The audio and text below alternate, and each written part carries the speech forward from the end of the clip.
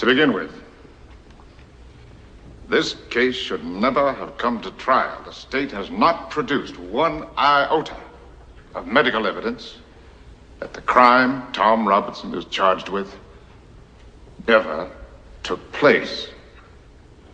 It has relied instead upon the testimony of two witnesses whose evidence has not only been called into serious question on cross-examination, but has been flatly contradicted by the defendant. Now, there is circumstantial evidence to indicate that Mayella Ewell was beaten savagely by someone who led almost exclusively with his left. And Tom Robinson now sits before you, having taken the oath with the only good hand he possesses, his right.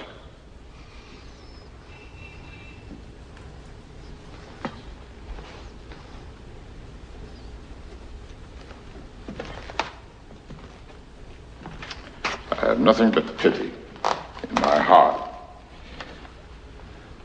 for the chief witness for the state. She is the victim of cruel poverty and ignorance. But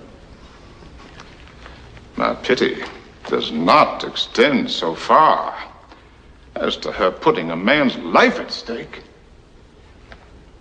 which she has done in an effort to get rid of her own guilt. Now I say guilt, gentlemen, because it was guilt that motivated her. She's committed no crime. She has merely broken a rigid and time-honored code of our society. A code so severe that whoever breaks it is hounded from our midst, is unfit to live with. She must destroy the evidence of her offense. But what was the evidence of her offense? Tom Robinson, a human being. She must put Tom Robinson away from her. Tom Robinson was to her a daily reminder of what she did. Now, what did she do? She tempted a Negro. She was white, and she tempted a Negro. She did something that in our society is unspeakable. She kissed a black man. Not an old uncle, but a strong, young Negro man. No code mattered to her before she broke it, but it came crashing down on her afterwards.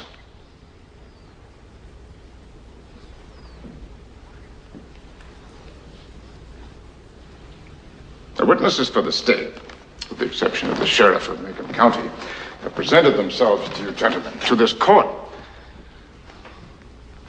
in the cynical confidence that their testimony would not be doubted. Confident that you gentlemen would go along with them on the assumption, the evil assumption, that all Negroes lie, all Negroes are basically immoral beings, all Negro men are not to be trusted around our women.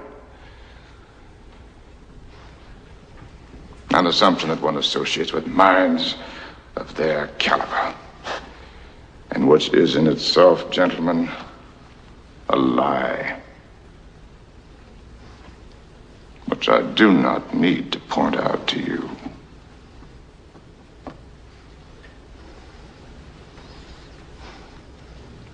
And so, a quiet, humble, respectable Negro who has had the unmitigated temerity to feel sorry for a white woman has had to put his word against two white peoples.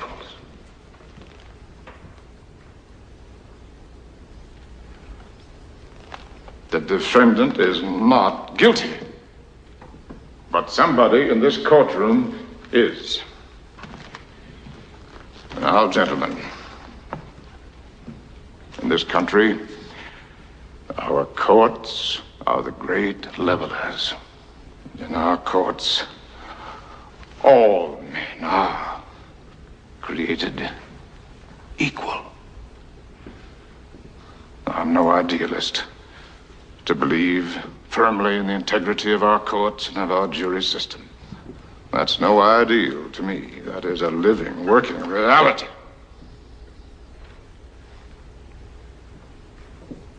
Now, I am confident that you gentlemen will review, without passion, the evidence that you have heard, come to a decision, and restore this man to his family.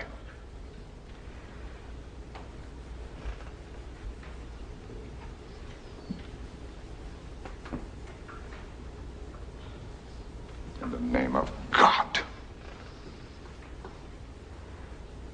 do your duty.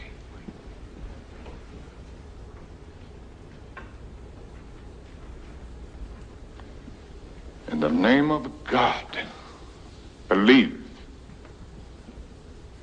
Tom Robinson.